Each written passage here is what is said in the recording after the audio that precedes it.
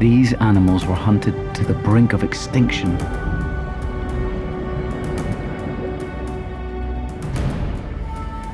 Until they sang their way into our hearts.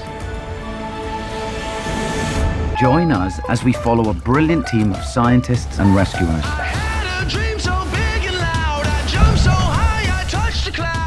on an adventure into this hidden world.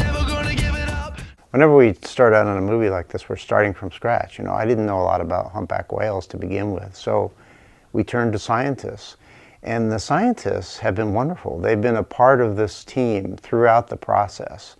And that's really what's enabled us to create an accurate portrait of the whales. But more importantly, they don't just correct the facts, they provide insight into the world of the humpbacks and into what's really important about them. So we owe a tremendous debt to the scientists for what they've contributed to this movie. We live in a really wonderful time for studying these animals.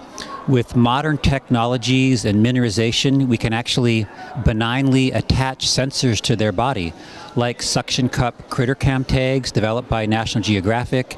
There's also D tags developed by Duke University. These animal-born sensors or images can ride down with the animal and give us an incredible insight to what's going on underneath the oceans. Also, with our hydrophone arrays, or essentially microphones that we put underneath the water, we can hear these animals for dozens, perhaps even hundreds of miles. Satellites, communication systems, so there's lots of new technologies that have been extremely important for gaining insight into the lives of these magnificent animals.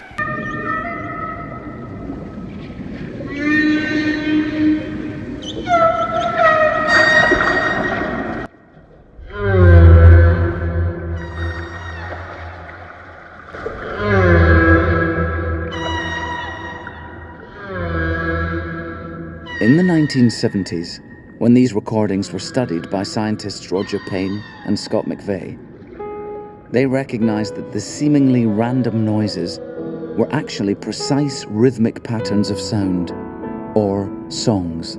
Sailors have known for centuries, they've been hearing these incredible siren-type sounds coming up from the ocean, and very magical and alluring and perhaps even a bit frightening.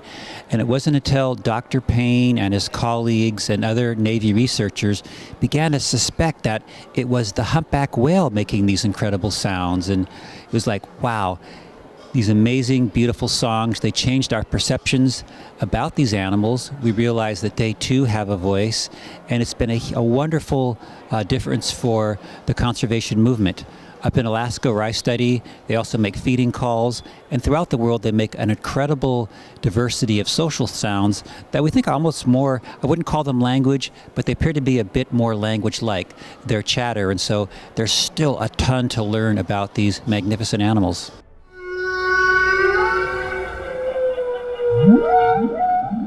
In many ways, the humpback whale is the voice of the ocean. It was back in the late 70s when these sounds, we first began to realize that these amazing sounds from the ocean, it's the humpback whale. And we realized that these animals are very sentient, perhaps very intelligent, and it came by just at the right time. It was when we were thinking about the ocean's endangered species legislation, and so it's so wonderful to have our oceans once again filled with the amazing sound of the humpback whale. And what better way to come and celebrate it?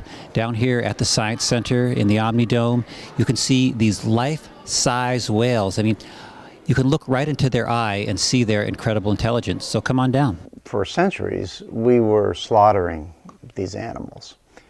And it was really hearing the song and studying the song that opened our eyes to the fact that these are extraordinary animals and that we shouldn't be slaughtering them. When record albums were released, the Humpback songs changed millions of hearts. People from many nations joined together to support a ban on killing whales.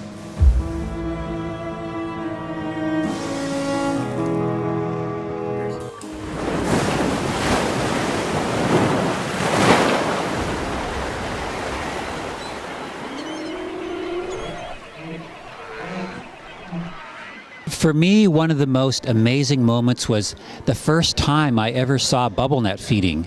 To be sitting out in a boat in the beautiful, deep Alaskan wilderness and hear these feeding calls emanating up through the water, incredible, beautiful sounds, and then to see this beautiful ring of bubbles developing on the surface and this whole pod come crashing up through the center of it. It's like, wow, these animals have incredible choreography. It looks like they know each other intimately. It appears that they have specialized roles and tasks.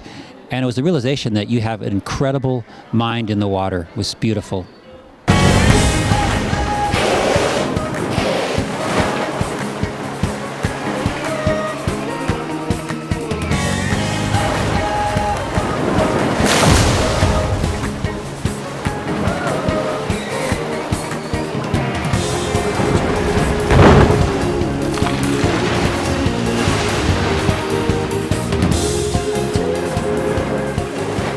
The humpback mouth expands so wide, they could swallow a small car.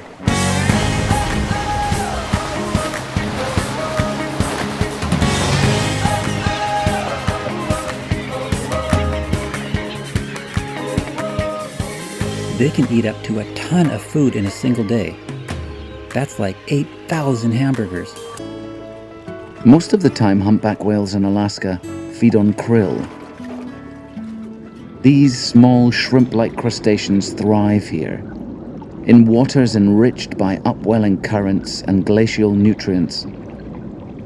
The tiny krill might be harder to catch if humpback whales had teeth, but they don't. Instead of teeth, humpback whales have baleen. It's a kind of strainer that hangs from the roof of their mouth. It lets the water through, but allows them to trap these tasty morsels like the fish and the krill. I remember when I saw my first bubble net and I saw the whales lunging it through the surface and swimming by, and it's like what are they doing? And am I going to get in their way? And you also wondered, can you potentially be harmed by these animals? What if they come up underneath their boat and they don't see you? Or they're going to get angry because you're near their food or near their calves? Well, it turns out humpback whales are incredibly docile beings. I mean, people are constantly putting themselves in harm's way or in front of these groups of male humpbacks that are fighting for access to a female, or unfortunately, sometimes they get too close to a bubble net. But the whales appear to be incredibly aware and vigilant, and they're the ones that have to give way, have to go around you. And I've rarely ever felt like these whales have a mean spirit or thought in their bodies when it comes towards humans. Despite incredible propagation over the centuries, the whales appear to be quite gentle. And now, having said that, you don't want to get in their way. They still are wild animals after all, but they're remarkably docile.